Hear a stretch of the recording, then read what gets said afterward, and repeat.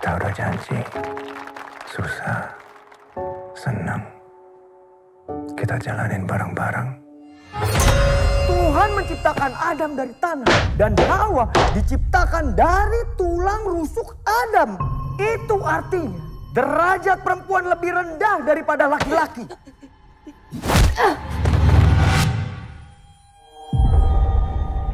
Lo Renata kan, gue Asmara. Orang-orang nyebut sih bisa dipercaya memerankan Renata ini. Padahal aku sama Mbak Upi sebelumnya nggak pernah kenal, nggak pernah ketemu, papasan gitu pun nggak pernah. Jadi aku cukup kaget ketika dihubungin Pak Parwes bahwa aku akan diajak bermain di skrip Mbak Upi yang benar-benar aku ngefans dari lama.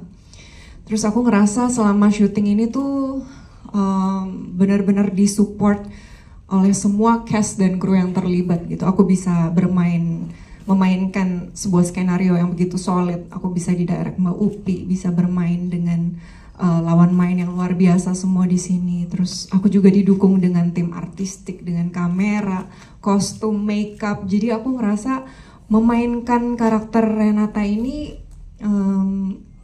yang terlihatnya cukup gelap, rumit, tapi ketika dijalani syuting tuh aku ngerasa benar-benar disupport semua elemen gitu. Yes, ngobrol dengan jajaran cast lainnya seperti Aryo, Asmara, Cantik dan teman-teman yang lainnya, seperti apa intensitasnya?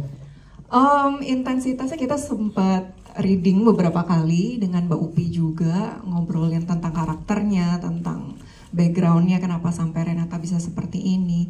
Kemudian aku dengan Aryo Bayu udah pernah kerja sama sebelumnya, jadi kita di sini lebih nggak terlalu memakan banyak waktu untuk pengenalan lagi gitu, jadi lebih cepat proses chemistry-nya. Sama Asmara Abigail juga baru pertama kali kerja bareng, tapi rasanya kayak udah kenal lama gitu, kita bisa ngobrol panjang lebar.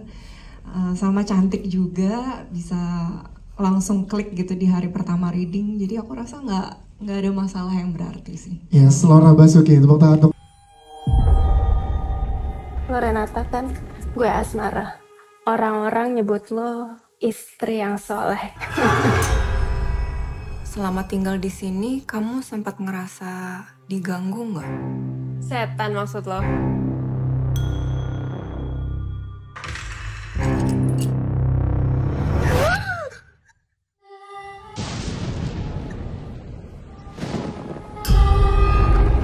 Aku dengar.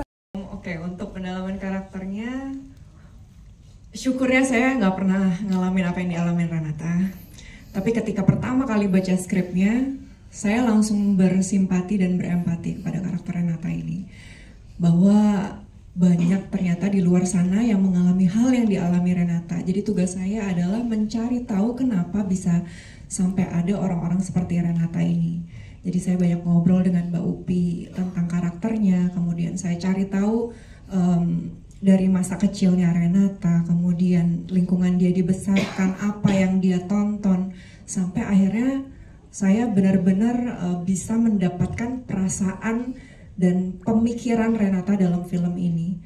Kalau misalnya dalam adegan bisa tiba-tiba muncul yang spontan-spontan itu sebenarnya lebih kepada saya sudah paham dengan perasaan dan pikiran Renata. Jadi ketika action itu sebenarnya nggak direncanakan, tiba-tiba ada impulsi dorongan pengen melakukan hal yang tiba-tiba saya lakukan dalam film ini. Saya bilang itu magicnya. Jadi ketika saya sudah mengerjakan PR saya sebelum syuting, itu biasanya akan keluar magicnya ketika syuting. Karena dibantu dengan lawan main, dibantu suasana syuting, artistik, kamera, semuanya yang mendukung sehingga kejadian-kejadian yang surprising itu tiba-tiba aja muncul tanpa direncanakan gitu sih. Oke. Aku dengar ada suara perempuan. Gak ada siapa-siapa di sini. Kamu curiga sama aku? Kamu tahu perempuan yang hilang itu? Siapa bilang dia menghilang? Paling dia kabur sama suami orang. Kesabaran seorang istri itu balasannya surga, Renata. Lo tuh masih muda, cantik. Sekarang ini bisa meraih penonton yang bagus dengan film-film dengan pendekatan-pendekatan yang baru. Menurut saya penonton kita hari ke hari semakin dewasa, dan 13 tahun UPI pegang skrip ini, saya meyakini bahwa pendekatan baru ini menjadi sangat penting. Kenapa? Karena Si Hidup Semati sebetulnya berbicara tentang sesuatu yang sangat dekat. Pernikahan yang bahagia, suami yang berubah menjadi abusive, ada KDRT, ada peluang sehingga pelakor diberikan ruang menjadi lebih berani terhadap istri yang sah, dan akhirnya seorang istri yang begitu baik, ya kan, begitu pengabdi kepada suami harus bersikap, karena satu hal yang sederhana adalah saya hanya ingin mempertahankan rumah tangga ini. Dia ingin mempertahankan rumah tangga ini. Jadi menurut saya ini adalah sebuah karya yang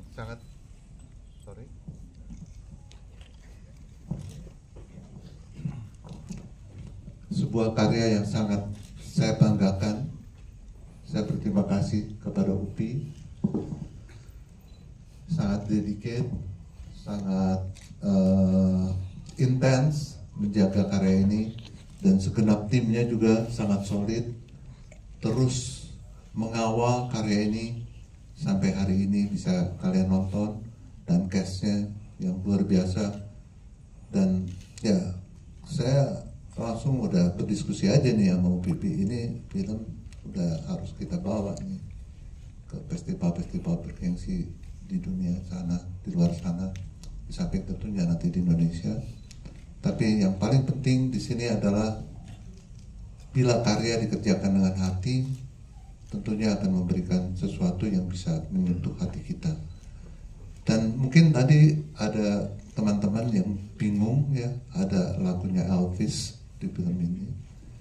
Jadi jujur saja itu adalah sebuah lagu yang waktu sejak awal Mbak Upi minta harus ada di film ini, saya udah bilang susah banget gitu, nggak mungkin lah kita bisa dapat.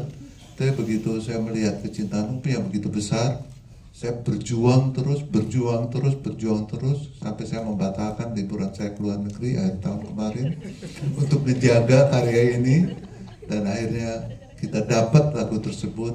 Dan ya tentunya itu merupakan sesuatu yang sangat menggembirakan kepada kami semua yang di sini, dan mudah-mudahan bagi Anda sekalian juga, karena mungkin soundtrack lagu di film termahal lah yang pernah terjadi di perfilman nasional ini, ya kan? Tepuk tangan aja buat Upi dong.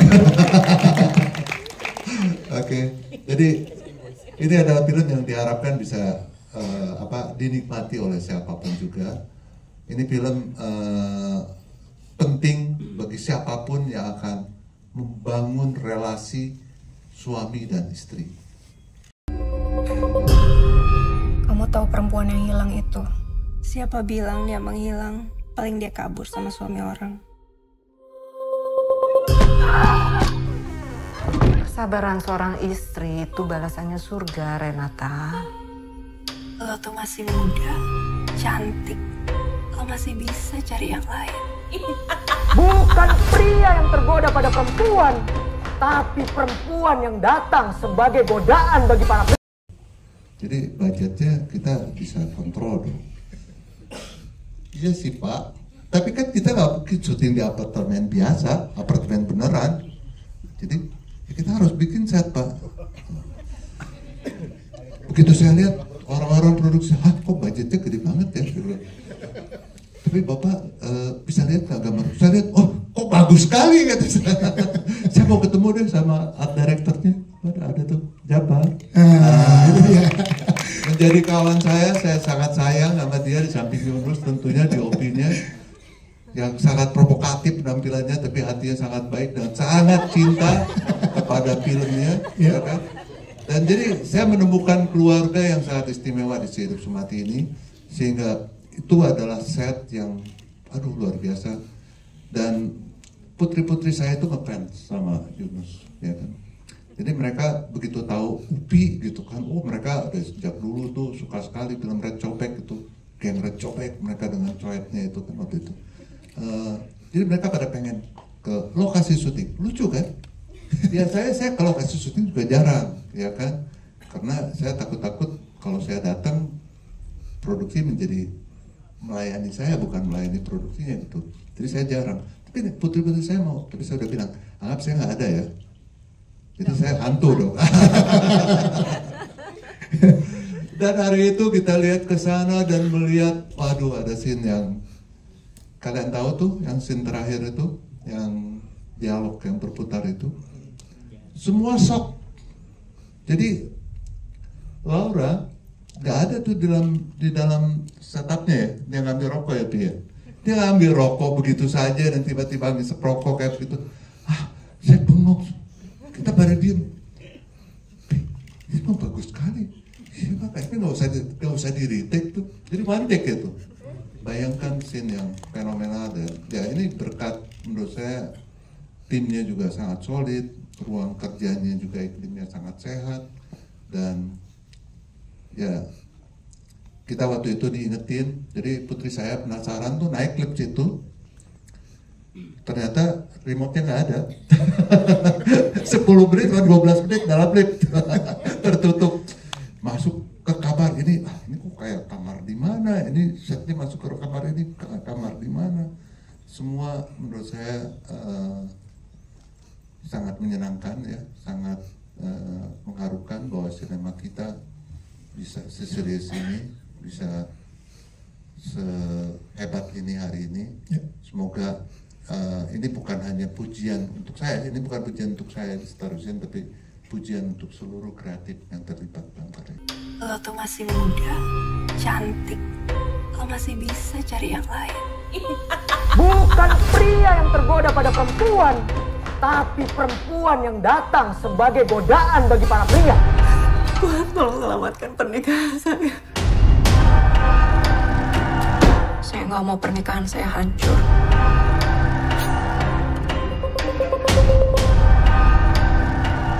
Jangan-jangan lu suka ya dipukulin dengan cara kayak eksekusi menurut saya nggak susah karena ya saya punya tim yang sangat kuat gitu kan. Tapi sebenarnya bagaimana ngejual cerita ini pertama kali itu yang paling susah, makanya saya harus nunggu 13 tahun. Sejujurnya memang saya sudah pernah mencoba gitu kan, menawarkan ini pada beberapa produser, ya mungkin mereka belum berani. Tapi untungnya saya ketemu dengan Pak Parves yang akhirnya beliau berani sekali menerima cerita ini gitu. Ya buat saya kalau untuk urusan produksi, eksekusi, saya udah didampingi oleh tim yang sangat kuat. Saya punya pemain-pemain juga sangat kuat, itu nggak ada masalah sama sekali. Produksinya kita sangat-sangat lancar gitu kan. Cuma proses awalnya aja gitu. Selama 13 tahun itu ya baru akhirnya terwujudnya saat ini. Tapi perempuan yang datang sebagai godaan bagi para pria. Tuhan tolong selamatkan pernikahan saya. Saya nggak mau pernikahan saya hancur.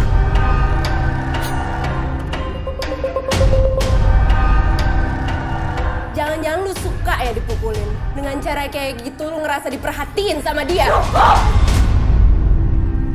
Apapun yang terjadi, saya harus mempertahankan rumah tangga saya.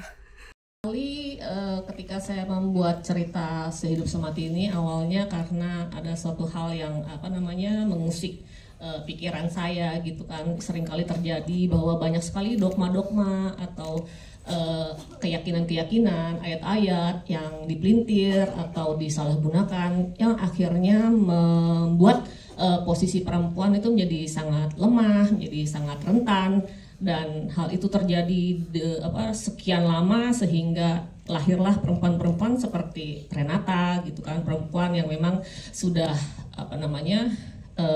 diatur bahwa perempuan itu harus menurut, patuh gitu kan, yang dia tidak punya ruang untuk mempertanyakan itu, ruang bahwa dia merasa tidak setuju dengan itu, karena hal itu memang sudah dirasakan, dia lihat, dia contoh juga dari kehidupan di keluarganya, ibu dan bapaknya gitu kan.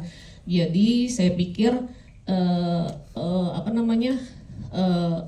mengerikan sekali ya gitu kan jika hal itu dibiarkan terus-menerus gitu. Kasihan sekali perempuan-perempuan seperti Renata yang dia nggak punya support system. Jadi ketika ada kekerasan terjadi sama dia nggak bisa kemana-mana karena memang dia tahu sendiri di keluarganya ibunya juga mengalami hal yang sama, dan apa yang harus dia lakukan ya udah sekedar patuh karena memang itu aja yang dia ketahui gitu kan. Nah makanya saya pengen sekali bikin cerita ini supaya tidak ada lagi perempuan-perempuan seperti Renata dan perempuan-perempuan mempunyai support system yang bagus, dan tidak ada lagi juga laki-laki seperti Edwin gitu kan. Karena mungkin laki-laki itu mempergunakan dalil-dalil atau keyakinan itu untuk melakukan pembenaran terhadap apa yang dia lakukan gitu kan. Seperti yang saya sering dengar juga bahwa jika kalian berguru, pilihlah guru yang benar, karena kalau kalian gurunya salah, ya akan lahirlah laki-laki seperti Edwin gitu. Jadi memang pilihlah guru yang benar, yang tepat gitu. Itu saya dengar dari kiai juga ya. Terus akhirnya memang awalnya memang agak susah ya, karena satu, genrenya bukan genre yang umum, kedua juga ceritanya mungkin beberapa orang ngerasa ini cerita isunya cukup cukup sensitif gitu kan. Tapi sebenarnya kan isunya tuh sangat relate banget gitu. Kita sering banget dengar kejadian-kejadian seperti itu banyak sekali terjadi gitu kan. Kenapa enggak? Dan menurut saya juga ini biasanya kan selalu ditutup-tutupi gitu, dan kadang-kala juga perempuan-perempuan selalu takut karena dia harus menjaga nama baik keluarganya, nama baik suaminya gitu kan. Jadi mereka tidak berani terbuka gitu. Jadi saya pikir ya sudah saatnya juga adalah cerita-cerita semacam ini tanpa mengecilkan apapun dan siapapun gitu. Tapi ini adalah realita yang sebenarnya sangat dekat banget dengan kita semua di sini. Mau pernikahan saya hancur.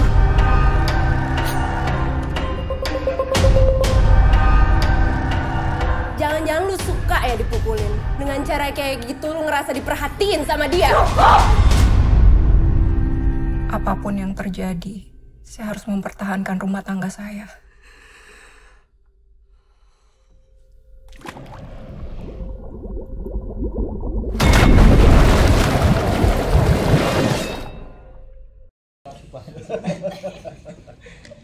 Ya mungkin bisa diawali waktu pertama kali saya sama Upi juga sepakat untuk bekerja bareng di film ini, dan waktu itu di saat saya membaca naskahnya dan membaca karakter dan latar belakangnya Edwin itu sangat sensitif memang. Ada beberapa obrolan dan ada beberapa konsep yang memang harus dikedepankan. Karena tadi Upi juga udah menyentil ya isu-isu penting bahwa ada tabu sosial yang memang harus diangkat. Ya.